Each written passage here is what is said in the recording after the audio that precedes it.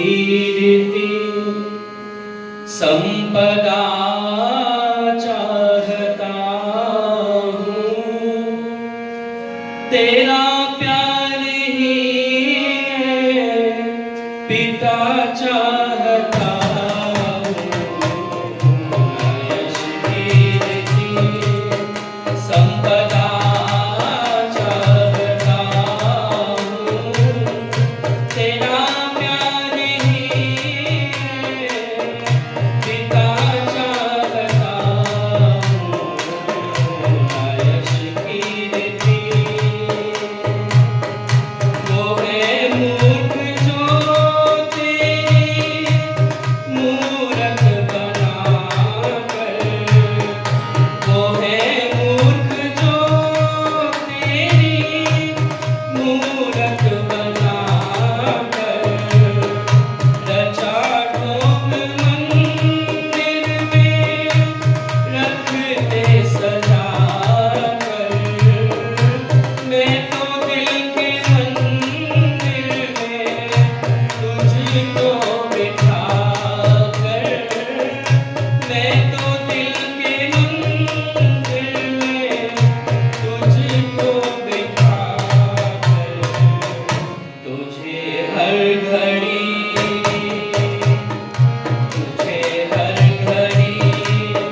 पूजना चाहता हूँ, तेरा प्यार ही है पिता चाहता हूँ। यश कीर्ति संपदा चाहता हूँ, तेरा प्यार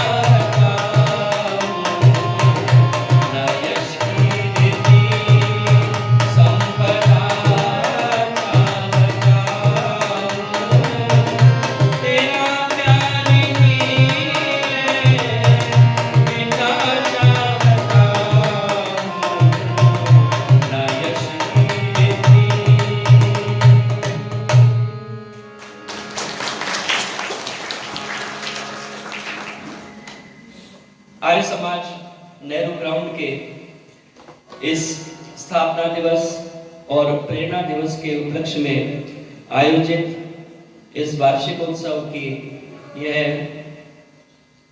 चौथे दिवस की, आज 23 से प्रारंभ हुआ, चौथे दिवस की यह सायकालीन सभा में आप सभी का बहुत बहुत स्वागत। उपस्थित दयानंद शिक्षण संस्थान के अध्यक्ष, आर्य केंद्रीय सभा नगर निगम क्षेत्र फरीदाबाद के उप प्रधान और भी विभिन्न संस्थाओं को अपनी गति से ऊर्जा देने वाले आदरणीय आनंद मेहता जी, आदरणीय सुरेश भाटिया जी, आर्य समाज के सभी पदाधिकारीगण, मंचस्थ आदरणीय मानस शास्त्री जी, मेरी बहुत सुंदर तरीके से संगत दे रहे आदरणीय सुरेंद्र भाटिया जी, भाई पंकज शास्त्री जी, विभिन्न आर्य समाजों से उपस्थित महानुभाव और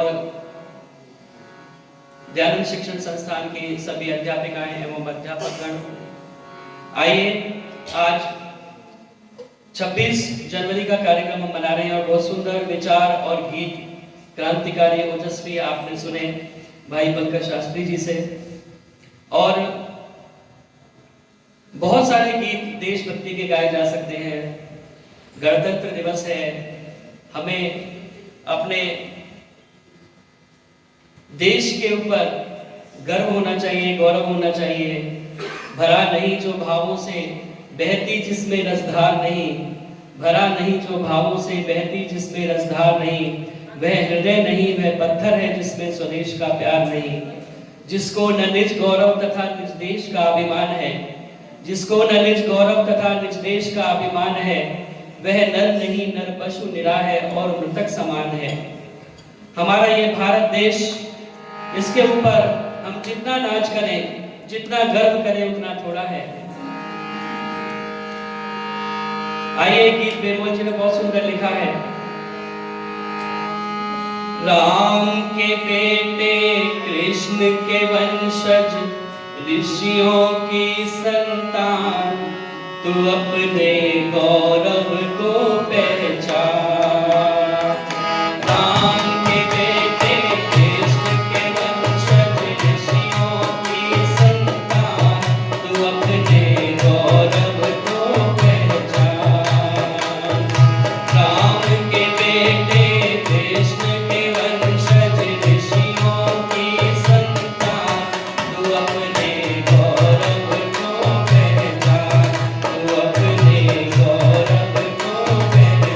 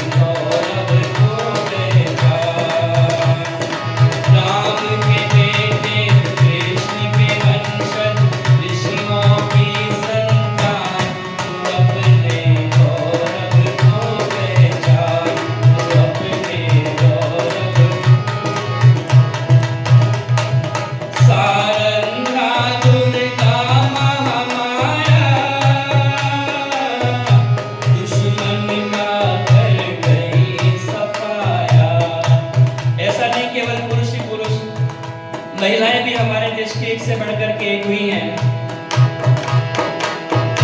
सारंगा दुर्गा महामाया, दुश्मन का कर गई सफाया। गजब किया लक्ष्मी माई ने, अंग्रेजों का दिल दहलाया। लक्ष्मण सिंह बेनोल देश की, लक्ष्मण सिंह बेनोल देश की, कर गए ऊंची शान। तू अपने गौरव को पहचान, तू अपने गौरव को पहचान। राम के बेटे देश के वंशज, राम के बेटे देश के वंशज, ऋषियों की संतान। तू अपने गौरव को पहचान, तू अपने गौरव को पहचान, तू अपने गौरव को पहचान।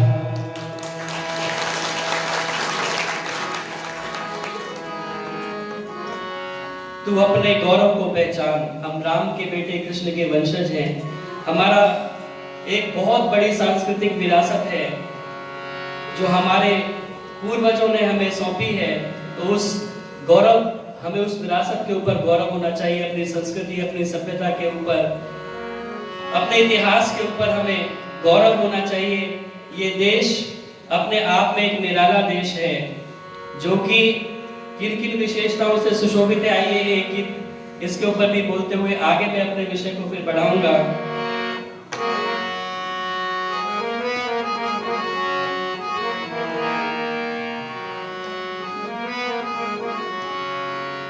ओ दुनिया वालों, ओ दुनिया वालों, ये देश हमारा जग से नारा, आँख का तारा, हम सबको प्राणों से प्यारा। ओ दुनिया वालों, ओ दुनिया वालों, ये देश हमारा जग से न्यारा, आँख का तारा,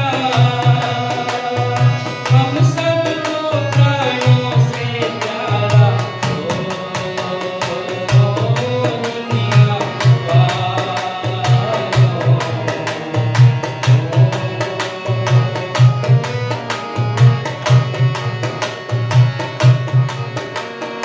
आदि सृष्टि की रचना भी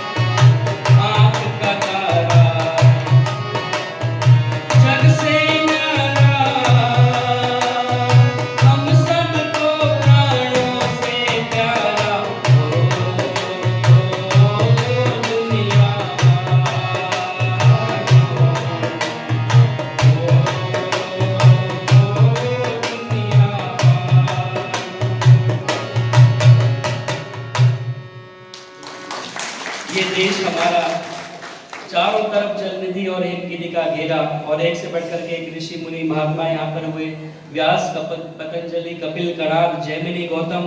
इतनी समृद्ध हमारी विरासत है। और गणतंत्र दिवस आज हम मना रहे हैं।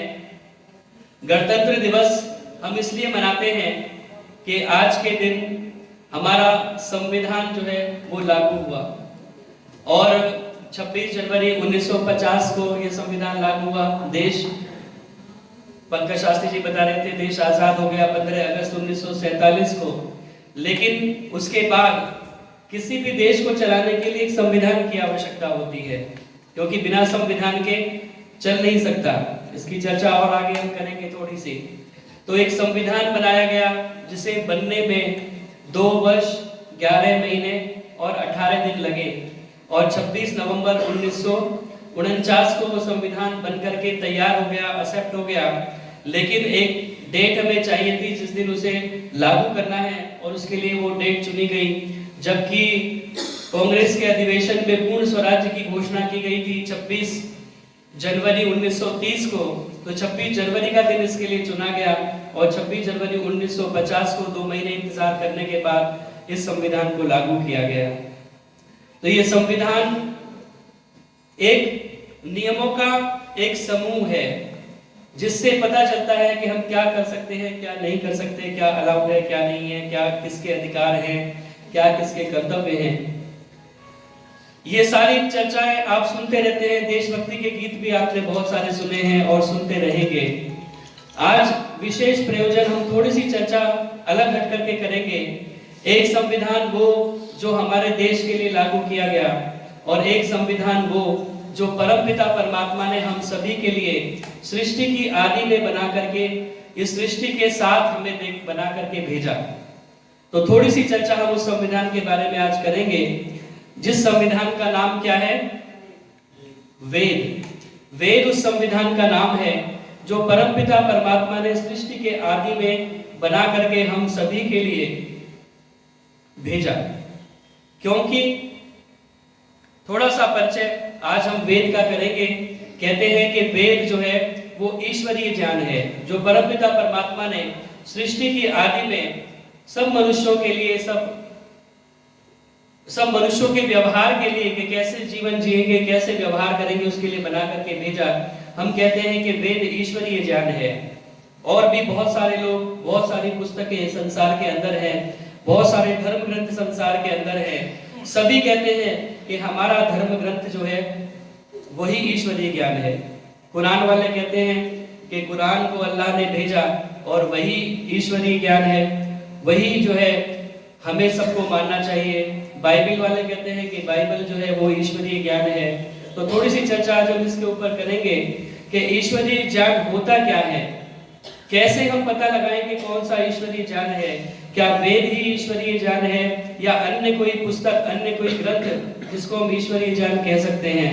ईश्वरीय ज्ञान की सबसे पहले हमें ये पता होना चाहिए कि इस ईश्वरीय ज्ञान की आवश्यकता हमें क्यों होती है।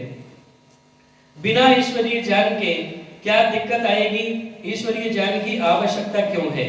तो इसके ऊपर हम थोड़ी सी चर्चा करेंगे कि ईश्वरीय ज्ञान की आवश्यकता क्यों है। इसके लिए आइए सबसे पहले हम विचार करें कि ज्ञान जो है वो 2 प्रकार का होता है। हम उसे संस्कृत में ज्ञान कह देते हैं, हिंदी में आप ज्ञान कह सकते हैं। तो ज्ञान जो है वो 2 प्रकार का होता है। एक होता है सामान्य ज्ञान, जिसे हम स्वाभाविक ज्ञान कह सकते हैं, और एक होता है विशेष ज्ञान, जिसे हम नैमित्तिक ज्ञान कहते हैं। तो परमपिता परमात्मा की सृष्टि में दोनों 2 प्रकार का ज्ञान हमें देखने के लिए मिलता है, एक सामान्य ज्ञान और एक विशेष ज्ञान, एक स्वाभाविक ज्ञान और एक नैमित्तिक ज्ञान। स्वाभाविक ज्ञान क्या होता है? जो कि प्रत्येक जीव को जन्म के साथ प्राप्त होता है। इसके लिए किसी पढ़ाने वाले की आवश्यकता नहीं होती। ये स्वभाव अपने आप स्वाभाविक रूप से हमें प्राप्त होता है। जैसे ही जन्म होता है, एक बच्चे को आप देखेंगे, जैसे ही जन्म हुआ उसे रोना आता है, उसे सिखाने की आवश्यकता नहीं पड़ती कि कोई सिखाए तब वो रोएगा। उसे मुस्कुराना भी आता है, वो कभी-कभी मुस्कुराता भी है। उसे अगर माँ अपने स्तनों में लगाए तो वो दूध पीना प्रारंभ कर देता है। उसे दूध पीना आता है, तो ये उसके साथ में स्वाभाविक ज्ञान एक परमपिता परमात्मा ने दिया है। इसी तरह से आप देखें और भी बहुत सारे जीव जंतुओं को, कि जैसे कि आप देखें गाय के बछड़े को आप लें, तो वो बछड़े को पैदा होते ही आप पानी में छोड़ दीजिए तो वो तैर लेगा, क्योंकि उसे तैरना स्वाभाविक रूप से आता है। लेकिन एक मनुष्य के बच्चे को अगर आप पानी में छोड़ देंगे पैदा होते ही, तो वो बुड़ुक बुड़ुक करके डूब जाएगा, क्योंकि उसे वो स्वाभाविक ज्ञान मिला नहीं है, उसे वो सीखना पड़ता है, तब उसे तैरना आता है। इसी तरह से आप बहुत सारे जीव जंतुओं में, क्योंकि पशु पक्षी जीव जंतु जितने भी हैं, मनुष्य के इधर जितने भी प्राणी हैं, उन सब में परमपिता परमात्मा ने स्वाभाविक ज्ञान पूरा दिया हुआ है। जितना उन्हें जीवन जीने के लिए आवश्यकता है उतना पूरा ज्ञान देकर के उन्हें भेजा है, इसलिए उन्हें सिखाने की आवश्यकता नहीं है। वो बात अलग है कि हम उन्हें सिखा भी देते हैं। आप जैसे देखते हैं कि सर्कस में शेर को सिखा देते हैं कि भाई उठ बैठ, वो हंटर का इशारा देख करके उठना बैठना सीख जाता है। कुत्ते को भी ट्रेन कर देते हैं, लेकिन परमपिता परमात्मा ने स्वाभाविक ज्ञान प्रत्येक प्राणी को दे करके भेजा है। आप एक बया नाम का पक्षी आप देखेंगे तो आपको आश्चर्य होगा कि ये बया नाम का जो पक्षी है इतना सुंदर घोंसला बनाता है कि उस घोंसले को देख करके इंजीनियर भी फेल हो जाएं। इस घोंसले को बनाने में उसे 28 दिन लगते हैं और एक एक दाना लेकर के इतना सुंदर उसका निर्माण करता है कि इसके अंदर पानी की एक बूंद भी प्रवेश नहीं कर सकती, चाहे कितनी बरसात हो, एक पानी की बूंद उसके अंदर नहीं घुस सकती। और भी देखिए कितनी सारी विशेषताएं इस बया के घोंसले में आपको देखने के लिए मिलती हैं कि ये जो है इसमें 2 कमरे तैयार करते हैं, 2 कक्ष इसके अंदर होते हैं। एक जो है वो अंडे के लिए और दूसरा एक जो है वो बेडरूम बनाता है इसके अंदर, शयन कक्ष। तो ये 2 कक्ष भी इसके अंदर बनाता है बया, और एक दरवाजा भी इसमें जो है वो नीचे की तरफ खुलता है, और कभी कभी इसमें 2 दरवाजे भी आप देख पाएंगे कि उसमें 2 दरवाजे भी लगे हुए हैं। और इसमें एक स्पेशल टाइप की मिट्टी ला करके वो बया नाम का पक्षी लगाता है, जिससे रात में एक बल्ब का काम भी होता है, उसमें रोशनी होती है और वो बल्ब का काम करता है। तो ये स्वाभाविक ज्ञान परमपिता परमात्मा ने इन पशु पक्षियों के अंदर दिया है, और जितनी आवश्यकता है उतना उस हिसाब से दिया है।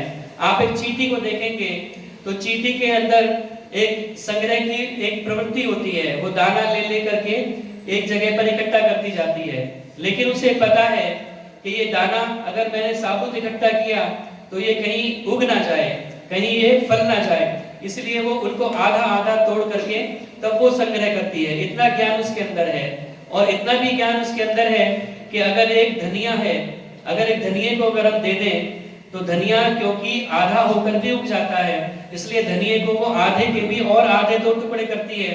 उसे ये पता है कि ये धनिया आधा उग सकता है, तो इतना ज्ञान परमपिता परमात्मा ने उसे देकर के भेजा है।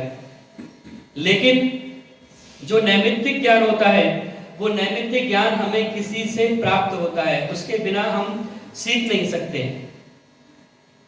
एक मनुष्य के बच्चे को जितना स्वाभाविक ज्ञान है उतना ज्ञान अगर हम छोड़ दें तो वो उससे आगे कुछ नहीं बढ़ पाएगा। ये नैमित्तिक ज्ञान हमें माँ से प्राप्त होता है, पहले माता पिता से अपने घर के अंदर, और उसके बाद फिर हमें ये गुरुओं से आचार्यों से प्राप्त होता है, और उसके बाद हम धीरे धीरे इस ज्ञान को सीख जाते हैं। ये बिना किसी निमित्त के प्राप्त नहीं हो सकता। और इसीलिए बहुत से बार लोग कहते हैं कि जो वेद है वो ईश्वरीय ज्ञान होने की आवश्यकता नहीं है। वेद को इसलिए ईश्वरीय ज्ञान होने की आवश्यकता नहीं है क्योंकि सृष्टि के आदि में जब परमात्मा ने मनुष्यों को बनाया तो मनुष्य धीरे धीरे सीखते सीखते इतना सीख गए कि उन्होंने वेदों की रचना अपने आप कर ली। कहते हैं कि पहले मनुष्य जो है वो नंगा रहता था, जंगलों में रहता था, उसे आग का पता नहीं था, फिर धीरे धीरे उसने आग का आविष्कार किया, फिर उसने पहिए का आविष्कार किया, पहिए का आविष्कार करने के साथ में फिर उसे गाड़ी बनाना आ गया, बैलगाड़ी वगैरह वगैरह उसने बनाई। धीरे धीरे ऐसे क्रमिक विकास होता चला गया। लेकिन ये वैज्ञानिकों की थ्योरी है, ये हमारी वैदिक सिद्धांत ऐसा नहीं कहता। वैदिक सिद्धांत कहता है कि परमपिता परमात्मा ने सृष्टि के आदि में सारा ज्ञान हमें देकर के भेजा वेदों के रूप में। तो मेरे को भी बड़ा डाउट होता था कि ये बात तो सही लगती है कि धीरे धीरे हम सीखते जाएंगे और सीखते सीखते हम एक ऐसी स्थिति में आएंगे कि हमें इतना ज्ञान हो गया कि हमने वेदों को लिखा और वेदों का संग्रह किया, सारा ज्ञान विज्ञान हमारा इतना उन्नत हो गया। लेकिन जब देखते हैं वास्तव में मनुष्य को अगर ना सिखाया जाए तो मनुष्य कुछ नहीं सीख सकता। इसके बहुत सारे उदाहरण हमें देखने के लिए मिलते हैं। अगर आप नेट पर सर्च करेंगे तो एक आप सर्च करिए फेरल चाइल्ड, फेरल चिल्ड्रन, जिन्हें जंगली बच्चे कहते हैं, फेरल चिल्ड्रन के नाम से अगर आप सर्च करेंगे तो ऐसे डॉक्यूमेंटेड 100 से ज्यादा केस हैं जहां पर ऐसा पाया गया कि मनुष्य के बच्चे को अगर ना सिखाया जाए तो वो कुछ नहीं सीख सकता। बादशाह अकबर ने भी अपने समय में इस प्रकार का एक्सपेरिमेंट किया था। उन्होंने एक बंद कमरे के अंदर, एक बंद महल के अंदर कुछ बच्चों को छोड़ दिया और दरवाजा बंद कर दिया। केवल समय से कोई आता था, दरवाजा खोलता था और खाना सरका देता था। वहां पे कोई किसी प्रकार का उनका संपर्क किसी के साथ में नहीं था। तो पता चला कि वो बच्चे कुछ नहीं सीख पाए। वो केवल जो दरवाजा खुलने बंद होने की चू चू की आवाज आती थी उतना ही वो जान पाए। तो वो चू चू की आवाज निकालते थे सुन करके, बस उतना ही सीख पाए। तो इससे पता चलता है कि मनुष्य के बच्चे को अगर कुछ ना सिखाया जाए तो वो कुछ नहीं सीख सकता। और इसके उदाहरण मैं आपको एक दो दे दूं। ये एक केस है जिसका नाम है दीना सनीचर। ये दीना सनीचर जो है, जो आपने मूवी देखी होगी मोगली, जंगल जंगल बात चली है पता चला है, चड्डी पहन के फूल खिला है। ये वही चड्डी पहन के खिलने वाला फूल है जिससे इंस्पायर होकर के जो वो जंगल बुक जो है वो बनी। तो ये बुलंदशहर के जंगलों में कहीं 1867 में ये मिला था और इसको बचपन से भेड़ियों ने पाला था। तो ये जो है कुछ नहीं सीख पाया मनुष्यों जैसी व्यवहार, केवल भेड़ियों के जैसा ही व्यवहार करता था, उसी तरह की आवाज निकालता था, उसी तरह चलता था, उसी तरह का सारा इसका व्यवहार था। तो ऐसा नहीं है कि धीरे धीरे रहते रहते इसने कुछ अपने आप ही सीख लिया हो। तो जब ये मिला उसके बाद इस पर काफी काम किया गया, काफी लोगों ने इसे सिखाने की कोशिश की, लेकिन ये कुछ भी सीख नहीं पाया। और उसके बाद भी बड़ी मुश्किल से भाषा सिखाने की भी इसे कोशिश की गई, लेकिन भाषा को भी अच्छे प्रकार से ये सीख नहीं पाया। केवल कच्चा मांस खाता था और पका हुआ भोजन भी करने का इसका स्वभाव नहीं था, क्योंकि भेड़ियों की तरह ही रहता था। पैरों पर चलना, दो पैरों पर चलना, बड़ी मशक्कत करनी पड़ी उसे सिखाने के लिए, अपने कपड़े पहनना इत्यादि। ये लगभग 35 साल की उम्र में मर गया, लेकिन कोई व्यवहार अच्छे प्रकार से सीख नहीं पाया। ये एक उदाहरण है कि मनुष्य के बच्चे बिना सिखाए सीख नहीं सकते।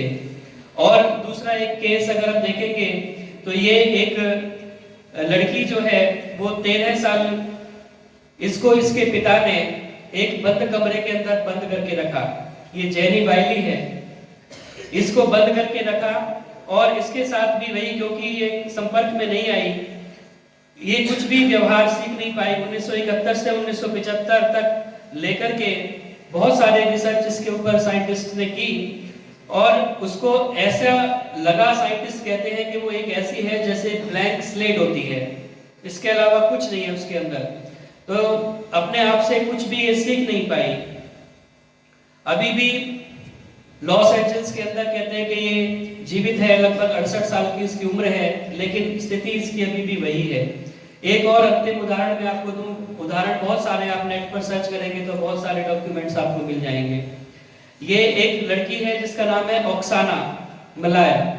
ये ओक्साना, इसके भी जो है 2 साल की उम्र में इसको छोड़ दिया गया था और इसको कुत्तों ने पाला। तो कुत्तों के बीच रह करके ये पली। तो वो जो दीना सनीचर था वो भेड़ियों का व्यवहार सीख गया।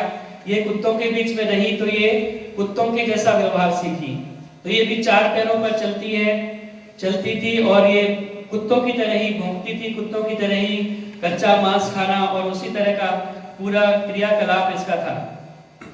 इसको भी बहुत, मतलब 6 साल लगभग ये कुत्तों के साथ में रही। उसके बाद इसको रेस्क्यू किया गया, तो 6 साल में इसने वही कुत्तों वाला व्यवहार सारा सीखा। इसीलिए इस इसका वीडियो भी अवेलेबल है, आप देख पाएंगे कि किस तरह से 4 पैरों पर चलती है और कुत्तों की तरह ये भौंकती है। इसके साथ भी बहुत कोशिश की गई, लेकिन ये कोई व्यवहार अच्छे प्रकार से सीख नहीं पाई। तो इसीलिए यह सिद्ध होता है कि मनुष्य को अगर ना सिखाया जाए मनुष्य के बच्चे को, तो वो कोई भी व्यवहार सीख नहीं सकता। उसे नैमित्तिक ज्ञान की आवश्यकता पड़ती है। ये प्रश्न उत्पन्न होता है कि हम माँ को माँ, पिता को पिता क्यों कहते हैं, इस कुर्सी को कुर्सी क्यों कहते हैं, इस ढोलक को ढोलक क्यों कहते हैं? क्योंकि हमें किसी ने सिखाया है, और जिसने सिखाया है उसको किसने सिखाया है? उसको उनके गुरुओं ने सिखाया है। उनको किसने सिखाया? उनके गुरुओं ने सिखाया। तो इसी तरह से ये जो सीखने की परंपरा है, ये ऊपर से ऊपर चलती चली जाएगी। अब प्रश्न ये उत्पन्न होगा कि सृष्टि के आदि में जो थे उनका तो कोई गुरु नहीं था, तो उनको किसने सिखाया?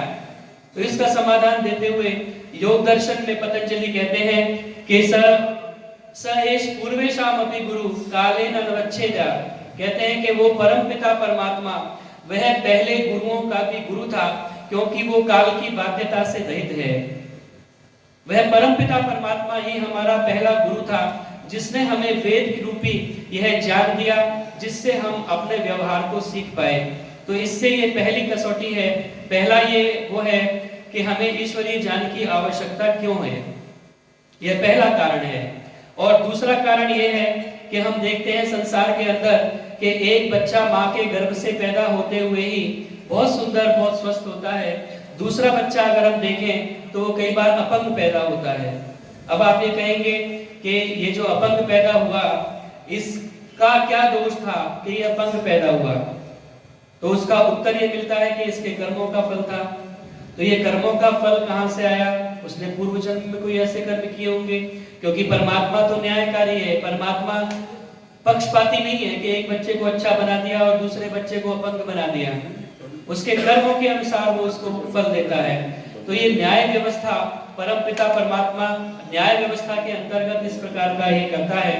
तो अब ये प्रश्न होता है कि न्याय व्यवस्था कहाँ से आई, ये न्याय व्यवस्था कहाँ से पैदा हुई? तो इससे हमें उत्तर मिलता है कि ईश्वर ने वो न्याय व्यवस्था सृष्टि के आदि में हमें देकर के भेजा, संविधान के रूप में, वेद के रूप में, कि इसके अंदर सब कुछ लिखा है कि क्या करना है, क्या नहीं करना।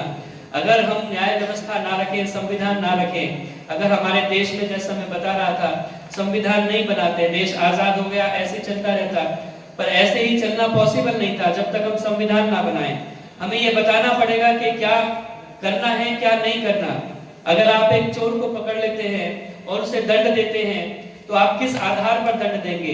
क्या हमने उसे कभी बताया कि चोरी नहीं करनी चाहिए, या हमने कभी बताया कि चोरी करने का दंड ये होता है और हत्या करने का दंड ये होता है? जब तक वो संविधान ना बनाया जाए तब तक ये सृष्टि का पूरा कार्य चल नहीं सकता।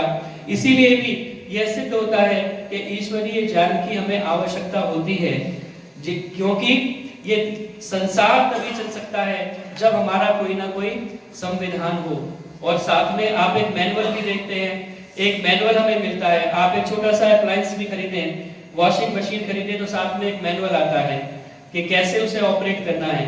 ये प्रोजेक्टर है, इसके साथ भी एक छोटी सी मैनुअल आई होगी कि इसको कैसे ऑपरेट करना है। इसीलिए सृष्टि के आदि में परमपिता परमात्मा ने जब ये पूरी सृष्टि का निर्माण किया, तो साथ में एक मैनुअल हमें बना करके दिया जिसका नाम वेद है, कि ये संसार में क्या क्या कैसा है, कैसे इसको चलाना है, कैसे व्यवहार करना है, वो सारा संविधान हमें वेद के रूप में दिया। और तीसरा ये भी कि जैसे आप कहेंगे कि हम देखते कैसे हैं, तो हम देखते हैं आंखों से। पर क्या केवल आंखों से हम देख सकते हैं? अगर सूर्य ना हो, अगर प्रकाश ना हो, केवल अंधेरा ही अंधेरा हो, तो क्या हम देख पाएंगे? नहीं देख पाएंगे। तो आंखों के साथ साथ हमें सूर्य की भी आवश्यकता पड़ती है देखने के लिए। इसी प्रकार से बुद्धि के लिए हमें एक विवेक की भी, जो सूर्य है, वेद रूपी सूर्य की आवश्यकता पड़ती है, जिसके प्रकाश में हम अपनी बुद्धि से निर्णय ले सकते हैं। तो इसीलिए यह सिद्ध होता है कि ये 3 कारण मैंने आपको बताए कि ईश्वरीय ज्ञान की आवश्यकता क्यों है। अब प्रश्न ये उत्पन्न होता है कि ईश्वरीय ज्ञान की आवश्यकता तो हमें पता चल गई कि ईश्वरीय ज्ञान की आवश्यकता है, लेकिन वेद ही ईश्वरीय ज्ञान क्यों है? कोई दूसरा ग्रंथ ईश्वरीय ज्ञान क्यों नहीं? क्योंकि बहुत सारे ग्रंथ आप देखते हैं, पारसियों का अपना ग्रंथ है जिसे जिंदावस्था कहते हैं। श्रीमद् भगवत गीता हो सकती है, तौरेत हो सकता है, इंजील हो सकता है, बाइबल हो सकता है, कुरान हो सकता है। ये सारे ग्रंथ अवेलेबल हैं। इनमें से वेद ही ईश्वरीय ज्ञान क्यों है? समय बहुत कम रह गया है, मैं थोड़ा जल्दी से इस विषय को कंप्लीट करने की कोशिश करूंगा। पहली कसौटी इसकी यह है कि वेद ही ईश्वरीय ज्ञान क्यों है। पहली कसौटी कि जो ईश्वरीय ज्ञान है वो सृष्टि के आदि में आना चाहिए, बाद में आने का कोई लाभ नहीं। अगर आप बाद में संविधान बनाएंगे तो उससे पहले के लोग बिना संविधान के कैसे रहेंगे? तो इसलिए वेद जो है वो सृष्टि के आदि में क्योंकि उत्पन्न हुआ है, कहते हैं कि Rigveda is the oldest book in the library of world. संसार के पुस्तकालय में वेद, ऋग्वेद जो है वो सबसे पुराना ग्रंथ है। और बाकी जितने भी धर्म ग्रंथ आप देखते हैं ये सब बाद के आए हुए हैं, सब महाभारत काल के बाद लगभग। सबसे पुराना इनमें पारसियों का ग्रंथ है जिसे अवस्था कहते हैं, और वो लगभग 4500 वर्ष पुराना है। बाइबल को आप जानते हैं लगभग 2000 साल हुए, कुरान को लगभग 1400, 1500, 1450 साल हुए। लेकिन वेद जो है वो सृष्टि के आदि में परमपिता परमात्मा ने दिया, इसीलिए वेद ईश्वरीय ज्ञान है। दूसरी कसौटी ये है कि उसमें किसी भी प्रकार का परिवर्तन या भूल संभव नहीं है।